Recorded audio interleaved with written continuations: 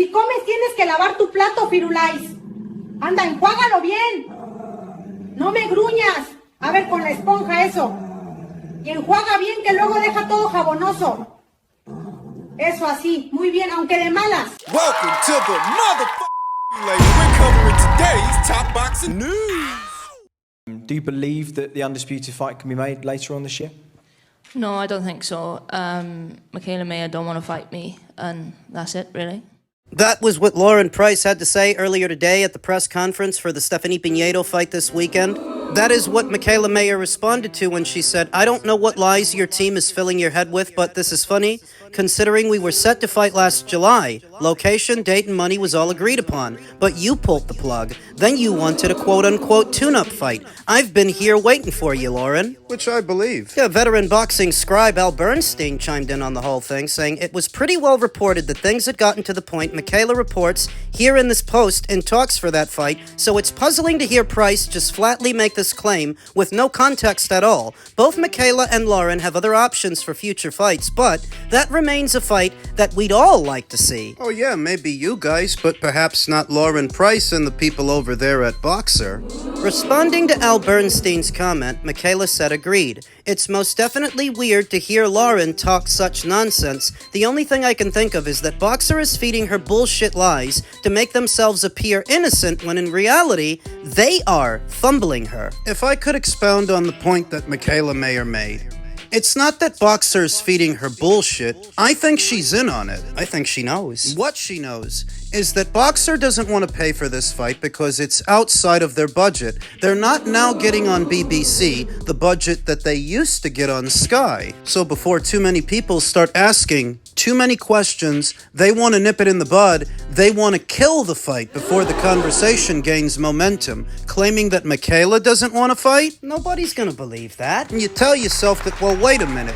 Even if Boxer on BBC doesn't have the budget to make that fight a reality, Michaela just signed to MVP, and they just signed a Sky Sports deal. If Boxer can't pay for it, they can. Theoretically they can, but what do I always say? It takes two teams, two fighters to make a fight, but only one to fuck it up. In this instance, that's Lauren Price, that's Boxer. They don't like the idea of shipping her off to MVP and Sky, where Michaela would be the house fighter.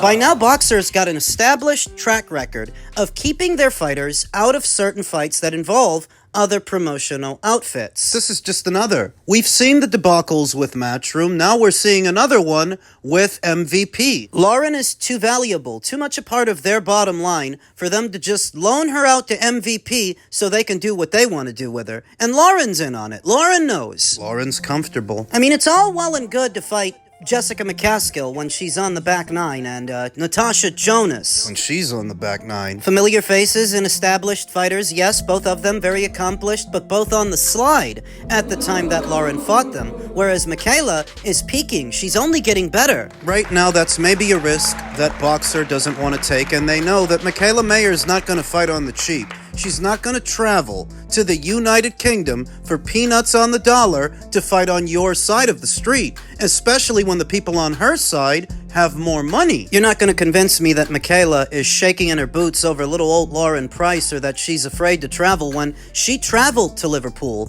for Natasha Jonas. She traveled to Canada for Mary Spencer. This is about Lauren Price not wanting to travel from one side of the street to the other. My opinion, it's not Michaela that ducked Lauren, it's Lauren that's ducking Michaela. But if Lauren isn't gonna fight Michaela, who is she gonna fight and what is she gonna do? That's the biggest fight to make at 147. She'll take a little bit of time off. She's supposed to be getting married in May, then I anticipate she may leave the welterweight division. Maybe move up to junior middle or middle. Because if you're not going to make the Michaela Mayer fight, which is the only fight left to make at 147, you may as well leave if you're not going to do that.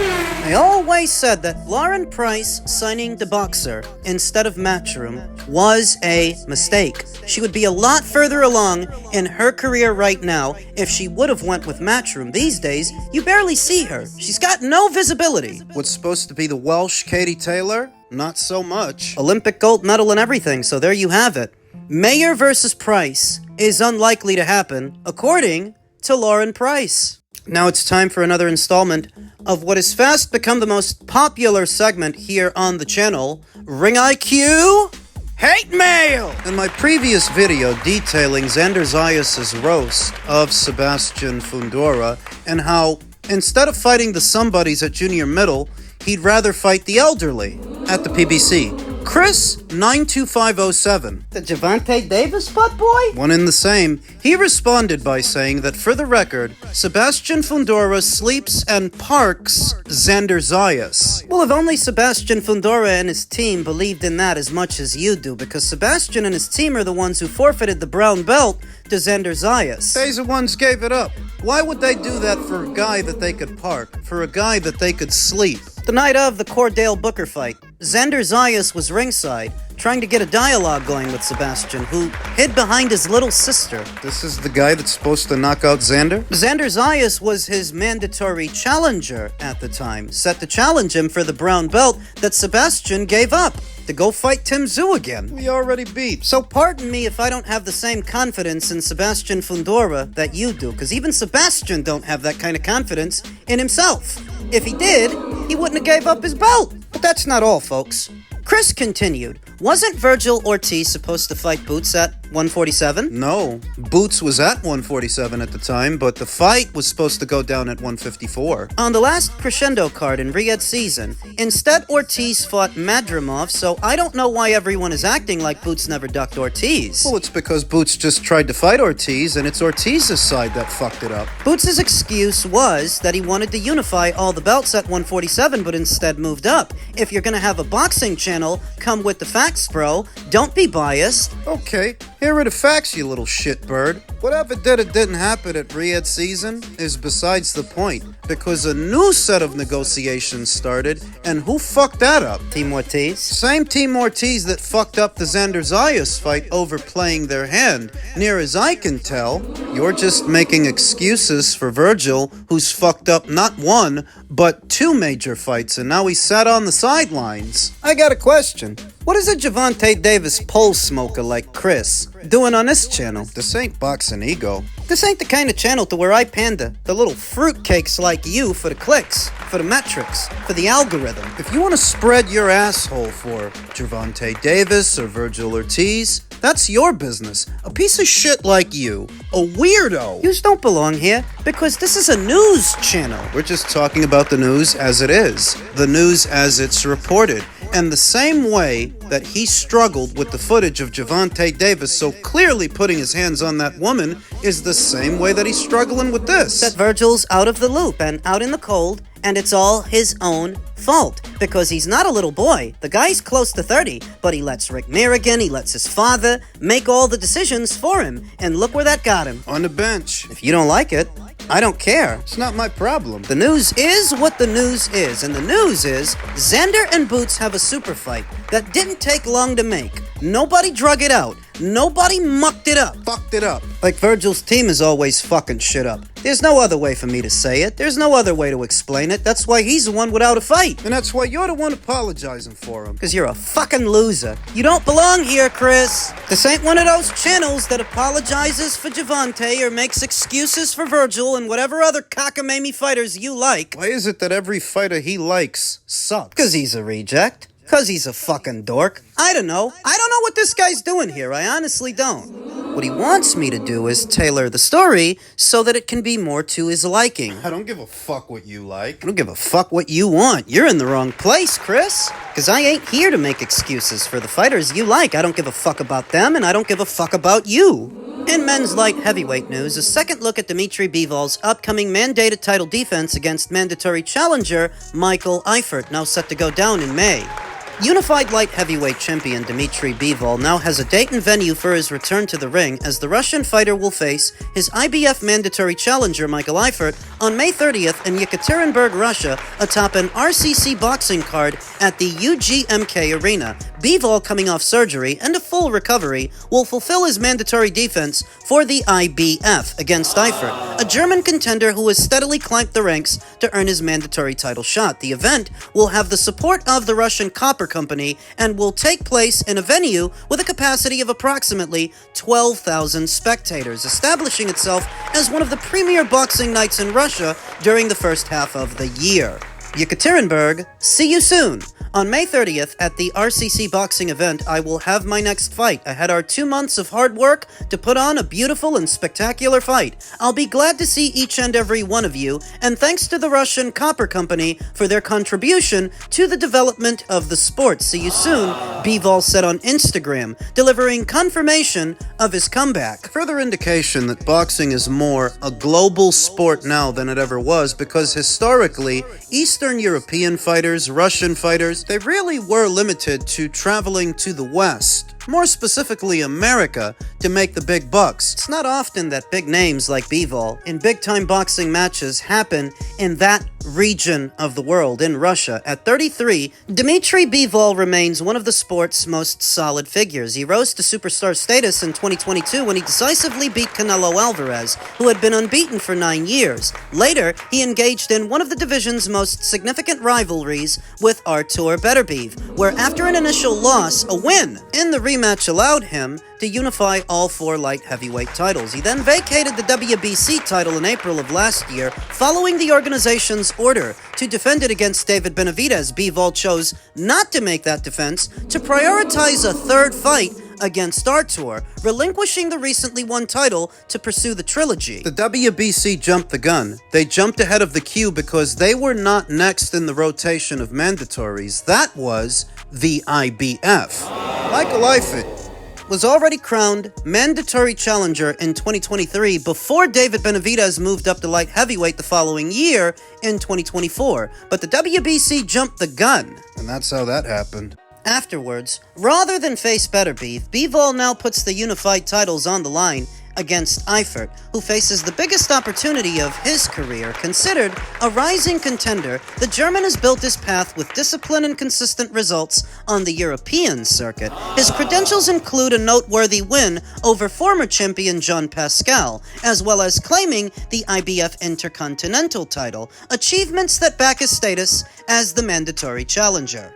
The belt will also mark Bivol's 2nd appearance under RCC Boxing. His only previous outing with the promotion took place 5 years ago in the Ural region, where he successfully defended his WBA title against Umar Salamov. With all the details confirmed, May 30th in Yekaterinburg will be the stage where Bivol resumes his professional activity and fulfills his mandatory obligations, while Eiffert aims to capitalize on the title opportunity in the biggest challenge of his career. Now, even with the back injury and the subsequent back surgery, I still like Dmitry Bivol to win the fight because Michael Eiffert, God bless him, has never fought someone on this level. The best name on his resume is an aged Jean Pascal. That's it. From that to this is quite the step up in competition. Perhaps a step too far for Germany's Michael Eiffert, who has not seen action in close to 2 years. The last time he fought in August of 2024 against Carlos Jimenez, a nondescript fighter. This upcoming fight with Dmitry Bivol is not the kind of fight you want to be shaking off ring rust in, but that's the situation. So,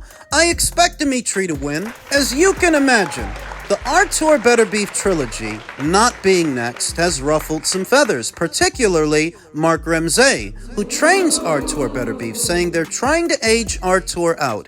I would have preferred to fight Bivol about 10 years ago. They're making us wait and wait. When we beat him, we gave him a rematch right away. They're trying to wait until Artur is 100 years old. This is what they're trying to do right now. And I'm not surprised at all, but I don't know what is going to happen. I've always pushed back against the contention that Dmitry is aging Artur Beterbiev out because it's well documented that Artur's then promoter, Top Rank, poured cold water on the fight. When Dmitry and Matchroom were pushing to make that fight, it was Top Rank that was sandbagging it, saying the fight had no pizzazz and Dmitry's boring. And now it's come back to bite Artur Beterbiev in the ass. Because he didn't all of a sudden become the older fighter. He was always several years older than Dmitry. And I stressed that he needed to have that fight sooner than later. If he had, wouldn't be crying about his age now. Sorry, but you did this to yourselves. It's not Dmitry Bivol's fault that he's got a mandatory challenger in the queue. That's not his doing. That Michael Eiffert guy is long overdue. You guys been waiting for more than 2 years. If what you're mad about is that Dmitry Bivol's injury and back surgery delayed your trilogy, well, Artur, how many times have you been injured? How many fights have you postponed because of all your wear and tear? Nobody likes a taste of their own medicine, and that's what I see. What isn't being reported is how many times, throughout how many fights, over how many years, did Artur Beterbiev sustain injury after injury after injury, so that you can start harping about Dmitry Bivol when he suffers one? So with Dmitry Bivol confirmed to be fighting Michael Eiffert, Mark Ramsey admits that he now plans on Beterbiev returning to action soon, before the trilogy with Dmitry that would undoubtedly go down at some point in the fall or winter months. Questions that need answers. Because Dmitry Bivol's fight with Michael Eiffert is being promoted by RCC and not Matchroom, how are we supposed to watch it in the United States? Is DAZN gonna pick it up? Questions that need answers. For those who may not have heard, Artur Beterbiev's top-ranked deal ended months ago. He's no longer with that promotion, but they're talking about getting Artur a Stay Busy fight. How are they supposed to do that with no promoter? Questions that need answers. Turkey LL Sheik paid for the first 2 fights between Artur and Dmitry, but I don't get the impression he'll be the one paying for the third. There have been loose reports about the IBA paying for the trilogy. Questions that need answers. Because the IBA is invested in a Beterbiev versus Bivol trilogy, could they also pay for Beterbiev's Stay Busy fight? Because he needs one. I remember reading Team Beterbiev say that the IBA put up more money for the trilogy than even Turkey LL Sheik was about to. So they've got money.